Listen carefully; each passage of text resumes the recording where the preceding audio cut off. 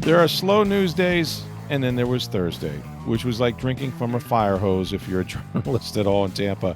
My goodness. The day started with the Buccaneers extending the contracts of head coach Todd Bowles and general manager Jason Licht. We're definitely getting into that. And we will talk about the verdict, the guilty verdict against Wander Franco in the Dominican Republic. And his sentence was 2 years, essentially suspended as long as he doesn't have contact in a sexual manner with a minor child. But this is a big news day on both fronts, and I guess the Cliff Notes version is Todd Bowles, Jason Licht sticking around for a while. You're not likely to see Wander Franco playing baseball again, at least in the United States. That's my opinion. We'll get into that and tell you why in just a second. But let's start with the news that happened around 8:15 a.m. I love these breaking stories first thing in the morning. And the Bucs made this official at about 8:30 or so that they've extended the contract to Todd Bowles and Jason Licht. Bowles, I believe, had one more year this season on his contract when he, was essentially hired as a head coach after Bruce Arians retired or resigned, I guess, in March of 2022. And Jason Licht, not a surprise that they would want to extend him, but they also took care of that at the same time. And I think that, look, I'm not naive to the fact that there are people who are not big Todd Bowles supporters in the sense that some think that he's not going to be the guy to get him over the hump, to get him to the Super Bowl, and that's fair criticism if that's how you feel. Um, there are others that feel like I kind of do, which is this is probably one of the real golden ages of Bucs football. If you want to go back as far as 2020, when Bruce Arians' last season, Bowles was defensive coordinator.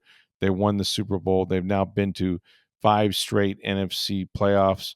That's the longest active streak in their conference right now. They won the division 4 straight times. Todd has done it 3 straight times. So I think when you start stacking them up like that, you realize that, this is not necessarily, and I think the Glazers looked at that, this is not a time when you want to make a change. Like you're going to want to, try to keep the hand on the wheel because it's going well. And you see a team that's ascending, not descending, even after, the run that they had to the Super Bowl with Brady. So for all those reasons, Todd Bowles is retained. And I thought, we played the interview with Jason Licht last week that I had, and I thought it applied, and I made it one of the lead quotes in my story, and that is that, the general public and fans don't truly know his personality, Todd Bowles, as that is. Mm-hmm. He's very stoic the way he carries himself, but he's also very steady, which is a huge asset for him. And it's a great quality to have. But, he jokes around. I mean, the guy's fun. And as, Jason Licht said, if people saw that, they might think a little differently about him. But the one thing you can't deny is that he has won, and he has won at a level that very few coaches with the Bucs in their history has won. Don't forget, he was the defensive coordinator when they beat the Kansas City Chiefs 31-9 in Super Bowl 55, and they got 0 touchdowns in that game, one of the best offenses of all time. So, less of surprise is Jason Licht because of his longevity in the league. He's going into his 12th season. But really, if you back it up a few years, there was a time when I really didn't think Jason was going to be here for very long. He went 6 years without making the postseason, and he absolutely sort of used the fact that they didn't have a quarterback when he got here, that the next year they drafted Jameis Winston, who just didn't work out. And they tried for 5 years to make it work, and he just didn't work out. But along the way, they had been building some really good talent around him. And then when Tom Brady became available as a free agent and Bruce Arians and the Bucs, reached out when they could, the rest, as they say, is history. But, I think that Light, and he told me this, he feels fortunate that the Glazers stuck with him because I don't even know that there's many GMs or any GMs that have gone 6 seasons without making the playoffs and came back, right? But thank God he did if you're a Bucs fan, because he's not missed the playoffs since. And, he even said to me the other day on the podcast that, who knows if Bruce Arians isn't available, and they give Dirk Cutter another year, maybe he's able, to do something with Tom Brady too. But it didn't work out that way. And, the end of the day, they got Brady, they got the Super Bowl ring, and Bowles has had nothing but success since he took over as the head coach.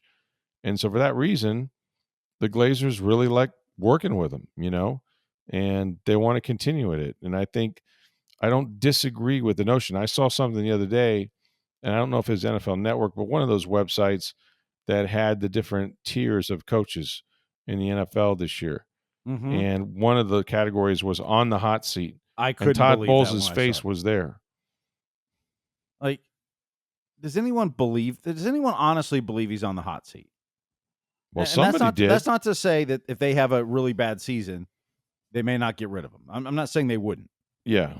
Anything can happen, but yeah. But on the hot seat means like you lose your first 2 games and they may look to fire you.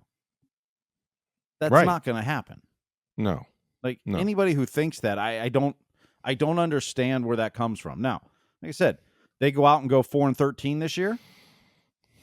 And you don't have a ton of factors like Baker Mayfield didn't get hurt for the season and whatever else. Like, yeah, they might make a change.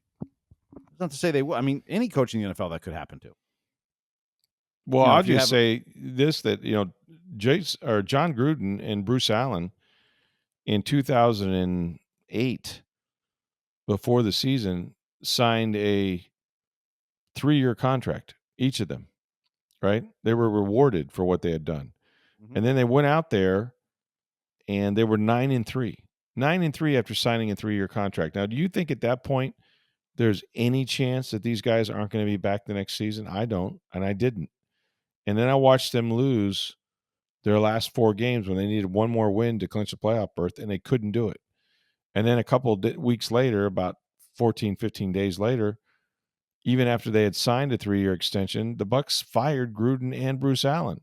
So, yeah, I mean, what you guarantee is what you guarantee, and it's going to cost them some money. But if there's a point or any point where the Glazers don't feel like, Todd Bowles is working out or doing what they want, just because he has a deal doesn't mean they can't and won't get rid of him. They've done that before. So, but there are people I think we're surprised. In fact, if you look at my timeline, you'll see folks talking about like, yeah, Jason, no brainer. Not really happy about Todd. I don't see it. All right.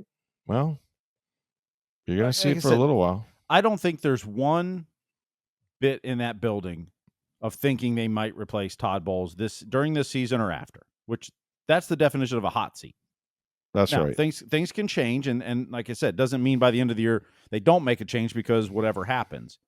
But going into this season, even before this extension, there's not one bit of a person over there from the Glazers to Jason Light that's going, we might have to replace Todd Bowles this season.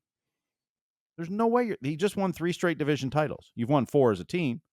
He's won 3 of them. As you redid your roster, went from one of the oldest teams to one of the youngest teams, got rid of $80 million of over the cap money, and still won your division. Like, I don't get the Todd Bowles, needs to go. Is he perfect as a coach? No.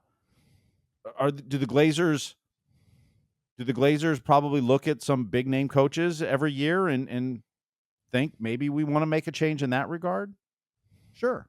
At the end of the year, if a Mike Tomlin got let go, would they consider that or look at it?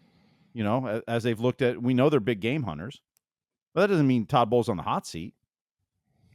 They're not looking to get rid of Todd Bowles, but you're always looking if you can get better. I mean, the Cubs did it when they hired Joe Madden. They had Rick Renteria there. Absolutely. They didn't want to get rid of Rick Renteria, but they found an opportunity for someone better. So, I mean, that could happen too. But like when you look at Todd Bowles' success and what he's done with this team, why would you be looking to get rid of him other than if somebody bigger lands in your lap? But there's no guarantee of that. So a hot seat is when you're like, I'm not sure he's going to make it through the season.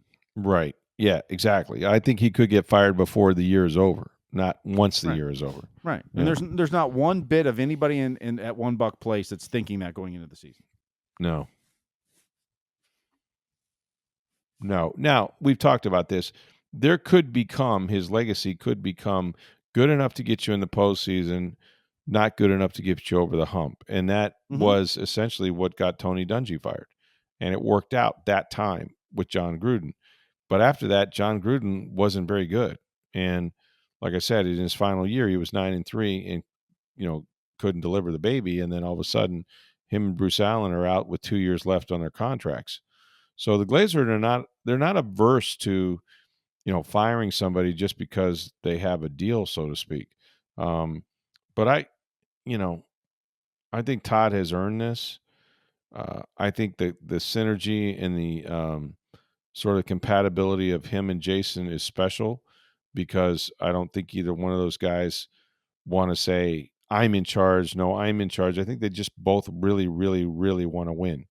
And, so the ego is not in play in that respect. There's just a lot of things going for them right now. And it seemed like the right thing to do. And Bowles is in the last year of his contract, as I understand it. So, I'm told he did a 3-year deal, which would, lock him up contractually at least. What would that be? 20, 20, 26, 27, 20, about through 2028. Yep. And if I had to guess, and I don't know this for a fact, that Jason is probably married up about the same length of time, from a contract standpoint. So no brainer, obviously, for Light, and I think also should be for Todd Bowles. And anybody who thinks otherwise just isn't paying attention. It doesn't mean that it can't change. A lot of better coaches than Todd Bowles have been fired here, but this was a statement, and it came maybe a little earlier than they wanted to make it. I think they would have preferred sort of training camp time. I think their hand was forced a little bit. The news got out, but regardless, it's a hell of a way to, you know, to start the year knowing that you have continuity, and continuity wins in the NFL. Look at any winning program. You're going to see a general manager that's been there a while. You're going to see maybe a head coach or a coach and quarterback. That's what this league has become. And so from that standpoint, yeah, I'm surprised at the timing maybe a little bit. I know Jason is sort of on vacation and I don't know where Todd is. So that was probably their hand might have been forced a little bit there, but not surprised really by the news. I guess wasn't on our radars, but yeah, it makes total sense. And I think they might have been criticized, and rightfully so, if they went the other way. If they decided, we don't really like Todd, we want to go someplace else, or Jason, that would have been a huge surprise, but that's not what they did. So, yeah, good for them, good for your quarterback, good for everybody, right? That you have continuity within the organization right now. Hey, we'll get to Wander Franco here in just a second, but first, want you to get down to International Plaza Mall in Tampa. That's where you're going to find our friends at Breitling Boutique. That's right. It's upstairs, center of the mall. Go to the second floor. Please enjoy the time in the store, okay? Take your time. Take an hour if you need it. They're going to have the greatest collection of timepieces that you've ever seen or own. And we're talking about, for the men, the Navatimers, the Chronomats, women's watches as well. These are sports watches. They have all the different colored wristbands. They're durable. If your wife or girlfriend is on the go and bangs around a little bit, these are going to hold up and look absolutely terrific. And Breitling Boutique has been celebrating the NFL's 104th year anniversary with the team watches. 32 teams in the NFL. There are different watches for each of them. And this is key while supplies last. This is not an indefinite situation. So you want to get there soon. You go to tampabay.com. Likely to see the Bucs watch, which is spectacular. And listen, if you're going to want it, if you're a sports fan at all, it's Breitling Boutique, International Plaza Mall. They have women's watches as well for your wife, your girlfriend, sports watches, all the different colored wristbands, you name it.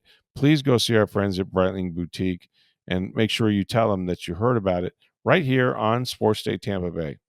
All right, let's talk Wander Franco. And listen, I don't know what I expected. There was a time where I thought, while I was watching the news flashes, that, you know what? they may find him not guilty. Well, that did not happen. They did find him guilty of sexual assault in the Dominican with an underage woman, I think said to be 14 at the time. And Wander Franco was sentenced to 2 years. However, they sort of waived that, I guess what you would call good behavior or time served, whatever. He cannot come into contact. And this is a weird kind of phrasing that they had with it, but with respect to minors in a quote sexual nature. Um, and, this is just the start of his problems in a way, because Wander Franco is not going to be playing Major League Baseball again, in my opinion. I think he's done. I don't see a scenario where that would change.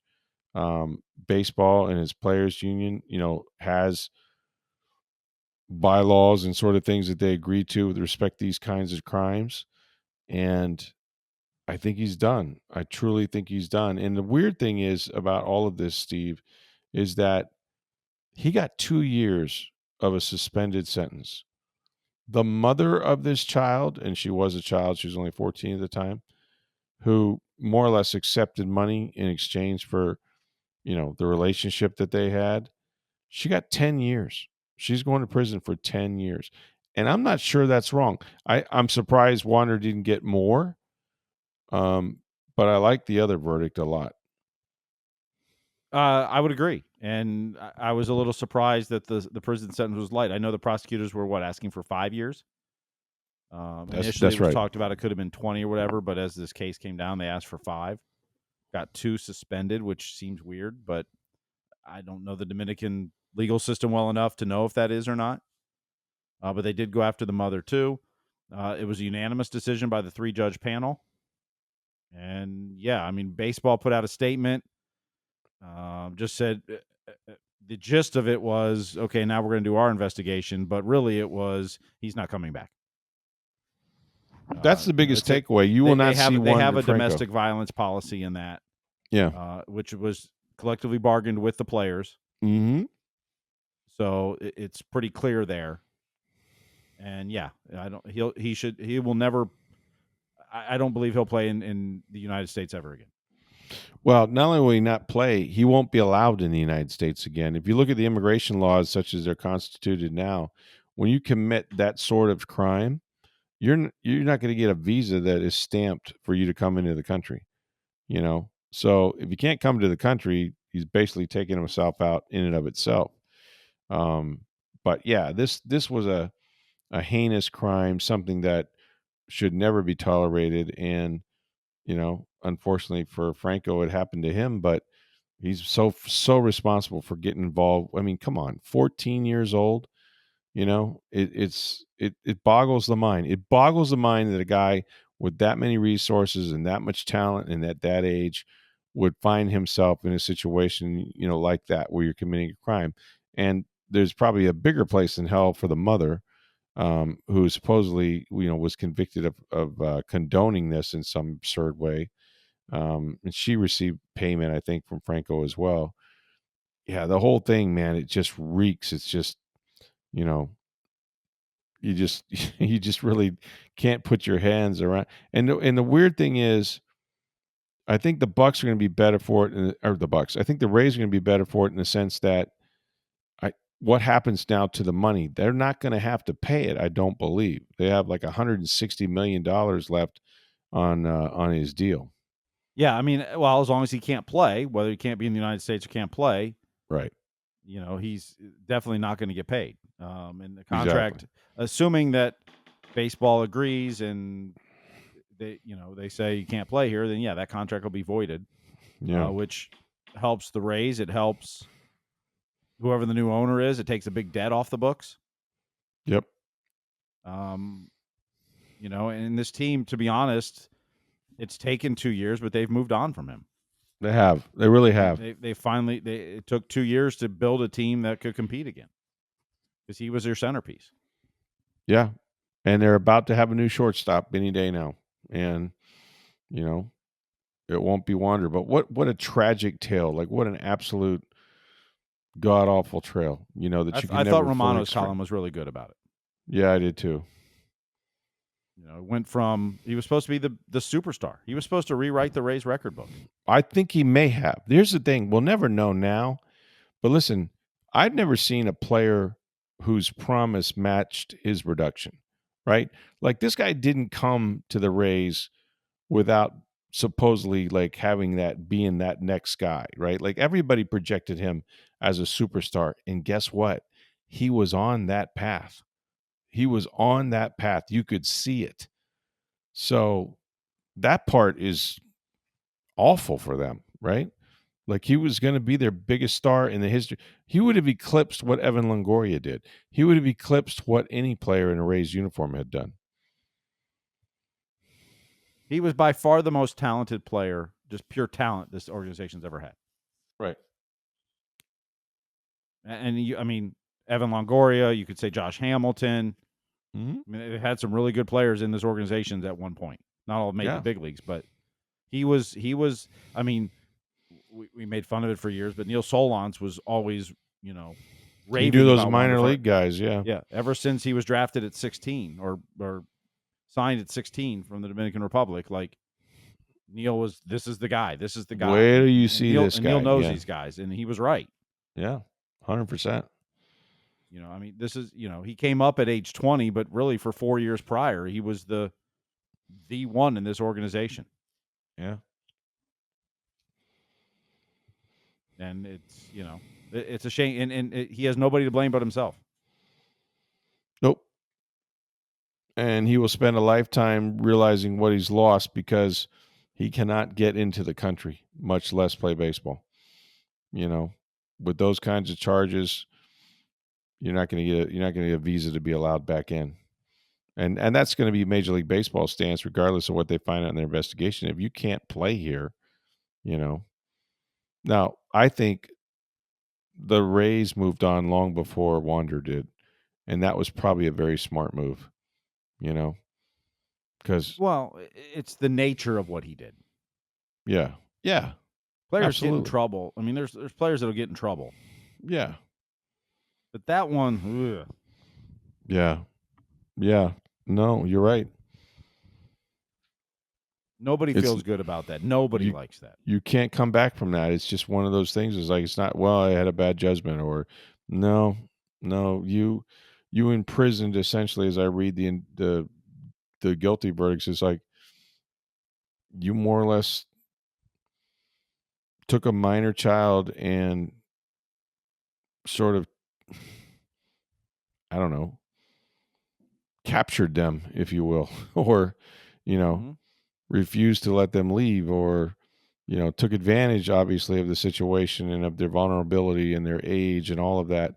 I mean, it really is a disturbing, very disturbing charge that he's been found guilty of, like that's not one that you're ever going to outperform. And like I said, he won't make it. He won't be allowed in the United States with those convictions. So I don't know where he heads next, but I bet he still has a couple more charges to answer for. Yeah, he does a not gun nearly charge to this level, of course, but but a gun charge for sure. Mm-hmm. Yep. And I'm wondering if you really asked Eric Neander and the Rays and some of these guys, like, which verdict, in all sincerity, would have caused more problems and which would have solved them? In other words, if the jury had found him not guilty, you're not really out of the woods, are you? Well, I think. I mean, first and foremost, the Rays, I think, were probably upset about what happened. Assuming it was true. You don't want to see that happen to any kid. I don't know if they were rooting for a verdict, but this one was probably the better one for them. If Wander was on the team next year, every city you go to, that's what the fans are going to get on you about. The fans here would. I mean, think back to Jameis. Oh yeah, some of those comments and hate towards him because of some stuff he did in college, not nearly to this level. Right. Not good. at all. I'm not Yep. diminishing it at all. But what a tragedy from a human sense. Obviously, the tragedy is what was, sort of imposed upon the young woman, and that's really all that matters here. Yes. But there also is, when you get past the human level of that, there also is this, but like, what might he have become, right? Like the talent was irrefutable. Like, he could do anything, and yet that's all for naught. It's all for naught because it's not nearly as important as everything else. And this is a terrible outcome for him. Not as terrible in my opinion. Maybe the Rays would feel different, but I think they have an opportunity now to, kind of move on.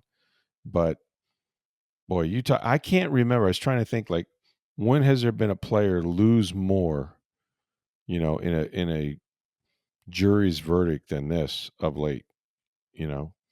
It's kind of in our own little circle in Tampa Bay. I can't remember one. I really can't. And it's at least it's behind them as an organization. They can move forward. Hatsan Kim is getting ready. He's just about ready to be back and and play shortstop. Obviously, Taylor Walls has done a hell of a job. Yeah. And your baseball team just keeps winning, Steve. They won again. Shane Boz. How about that today? My God, lights out. What, 8 innings? 4-0 shutout. 3 hits. Stupid. Yeah. The pitching Junior has goes been yard again. He's got 20 now? 20 home runs. We're not halfway through the season. Yep. Well over 50 RBIs. Actually, today was the game 81, so we're halfway through the season. So it is halfway. Okay. Yep. Yeah, he's on fire. I mean, the dude is on fire. Yep. Rays are now 11 games above 500, a season high mark, and just a half game behind the Yankees. Wow. 1/2 game back. Man, how's that going to look if they overtake the New York Yankees, man? To be in first place in that division? Yep. And now we're halfway. So, like tonight, if the Yankees lose and the Rays win, the Rays are ahead in game 82. How about that? That's crazy. After the bad start, the awful start at home. 9 out of 11, they lost at home early on. Yep. And now it's so funny because you watch them, it's like, 2-run homer. 2-out single. Bunt single. Like, they can just do so many different things with the bat right now. Yeah. Well, heck, the Wednesday's game, they won on several bunts, including Danny Jansen. Yeah, exactly. Oh, man.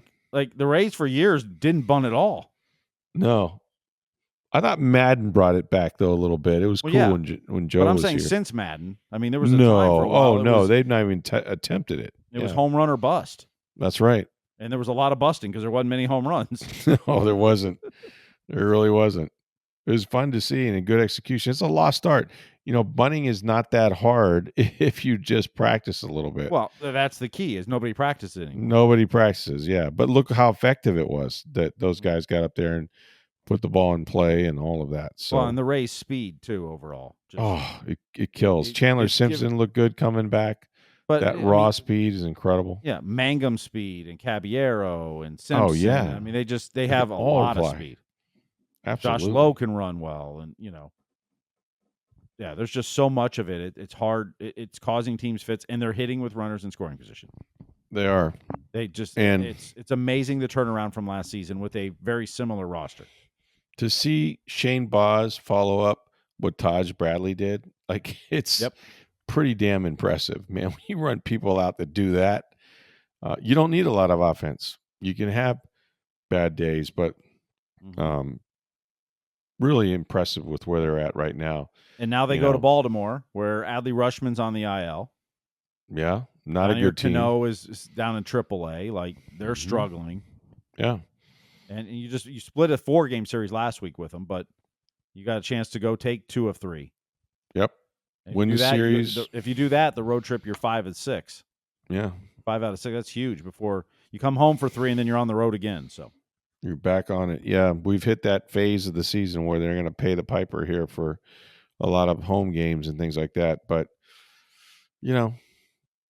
these guys aren't going to back down. So it's been, to me, it's been amazing to watch, like the confidence that they have you get up there and you see Brandon Lau going yard, you see Caminero going yard, you see them bunting for runs and making great plays. I mean, there's not much they're doing wrong at this point, and I don't think there's going to be a whole lot going forward. I think they've got enough confidence as a group. It sort of works, and I wouldn't want to play these guys if you're a contending team, if you're a team in the American League. Like, they're red hot. They're red hot right now, and they don't show signs of slowing down. So, yeah, man, Tampa Bay. I mean, there's no way you can get to this point in the season without saying this is an elite team. This is one of the better teams in the NFC. Period. Full stop. Like, they've demonstrated that. They've earned that.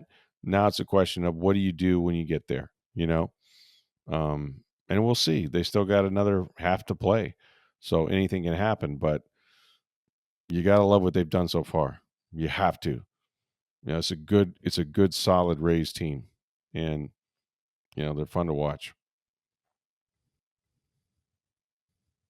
One hockey note that probably the NHL draft starts tonight, and it'll go into tomorrow. The Lightning don't have a pick till the second round. It'll be tomorrow, but the NHL and the NHLPA are very close, and they may announce it today, a new CBA, and announce that 1 year before the current CBA expires, which is like unheard of in sports.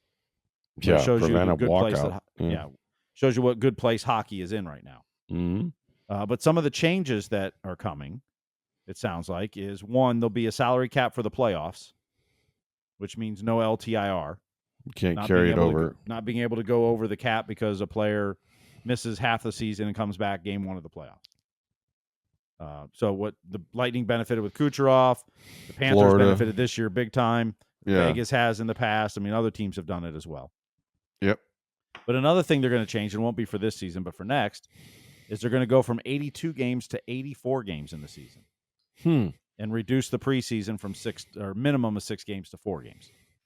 Not a huge difference, but that's more balance, right, in terms of who you play. And so currently in the NHL, you play teams from the other conference, you play a home and away.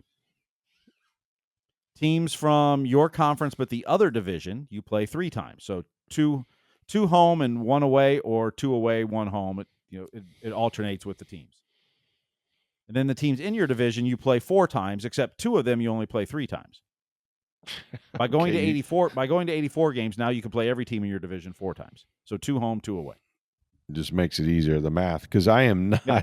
Well, you lost me at hello. Yeah. Well, the math I don't get, but that's why I did it for you. So yeah, I understand, but I do appreciate the fact that it's just 2 games to make things a little more simpler. If that if that makes sense. It's more games for your local regional sports network or whatever to air, or potentially more national games and less preseason games, which people I'm all very happy with. Yeah. Yes. One day we'll have to have a discussion about what is the most useless preseason.